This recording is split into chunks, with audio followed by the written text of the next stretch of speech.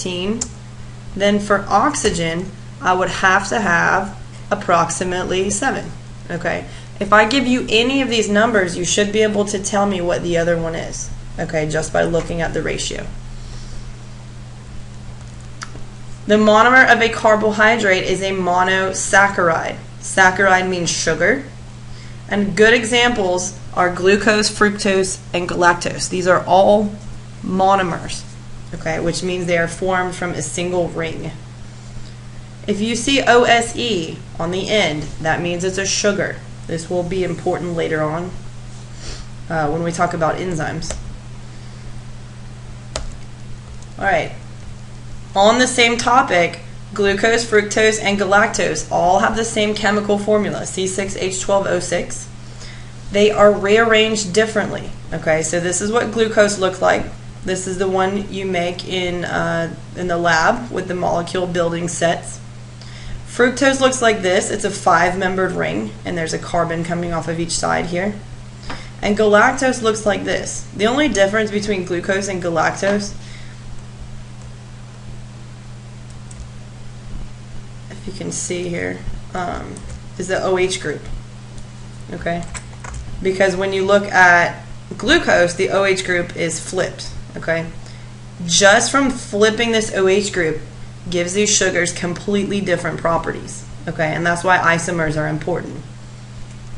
Structure determines function, remember. When you put two monosaccharides together using a condensation reaction, you create a disaccharide. And examples are maltose, sucrose, and lactose. If I were to draw one of these, for example, my ring structure would look like this. Okay, this is glucose plus glucose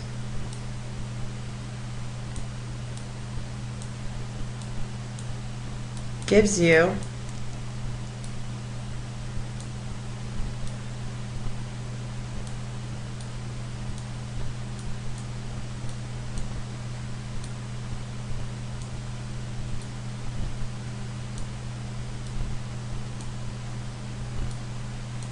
right here, if these were both glucose, this would be maltose.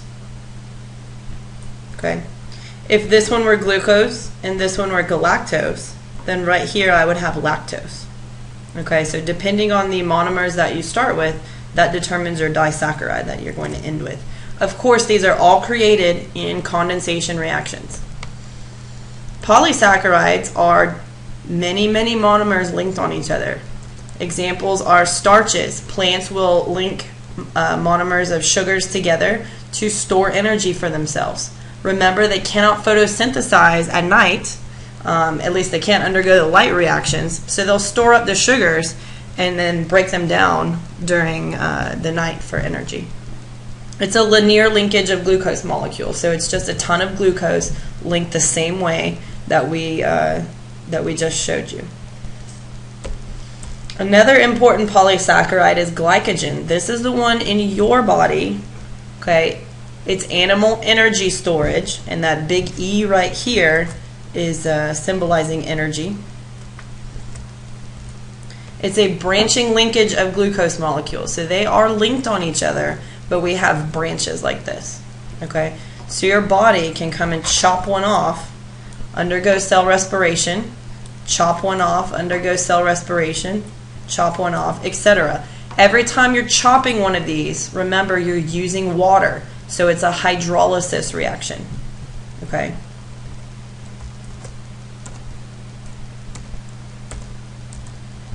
Another important polysaccharide is cellulose. This is what makes plant cell walls a lot different than animal cell walls. Plant cell walls are very rigid, and it's because they have cellulose. It's formed like a lattice here. We don't have cellulose in our cell walls. Okay, so plant cells get stability from this, and they also sometimes have a little bit of protection because animals don't typically have the enzymes necessary to break this down, and we'll talk about this later. Okay, But for example, cows have to have special bacteria and enzymes in their stomach that allow breaking down of cellulose, since grass has a ton of cellulose in it. All right, carbohydrates are the main preferred source of energy for animals. If you'll notice, they're also found here, okay?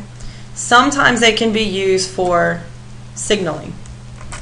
They're kind of sticking out of the protein on the cell wall, so they provide structure and support for the cell wall as well. And the signaling, of course, is just basically used as a form of identification for the cell. So if this carbohydrate chain interacts with a carbohydrate chain on another cell, then the cells will recognize each other. And of course, as you probably know, this would be very important in the immune system, okay, to recognize invaders and other things. All right, lipids are composed of carbon, hydrogen, and oxygen again. They come in a ratio of 1 to 2 to a lot less than 1. So there's not a ton of oxygen. There's typically only about 1 or 2. And you can think about lipids as having very, very long carbon chains. Okay, so here's a couple examples. Triglycerides are one that you're probably familiar with.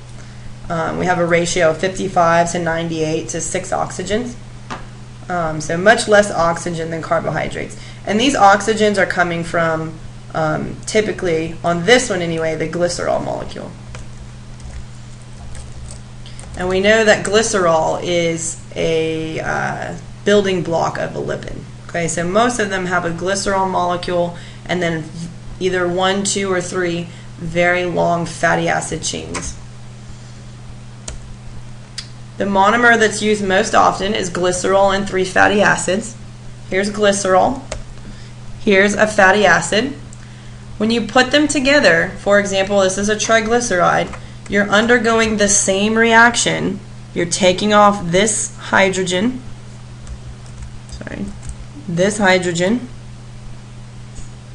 and you're taking off this OH group. This picture is kind of bad because this is showing a deprotonated one. Keep in mind that it would have a hydrogen on it. So you have a OH here. Okay, so we have an H, we have an OH, we put them together, we get water, and we get our linked triglyceride. And so this, of course, is a condensation reaction because it was creating water. Another one here, another one here. So how many water molecules are created from making a triglyceride? The answer is 3. Okay? 3 waters. 1 for each fatty acid tail. Okay, another example of a lipid is found in the cell membrane. Outside the cell, facing outside, we've got these glycerol phosphate heads, okay, and we'll get more into this later. We've also got the fatty acid tails, okay, which are shown here. So if I draw one phospholipid, here's your polar phosphate head, and then we've got branching carbon chains, okay. These are just carbon and hydrogen, carbon and hydrogen. They are non-polar. We talked about the difference between polar and non-polar. You need to go back and look at that if you don't remember. These are non-polar, which means that they are very, very hydrophobic. They hate water.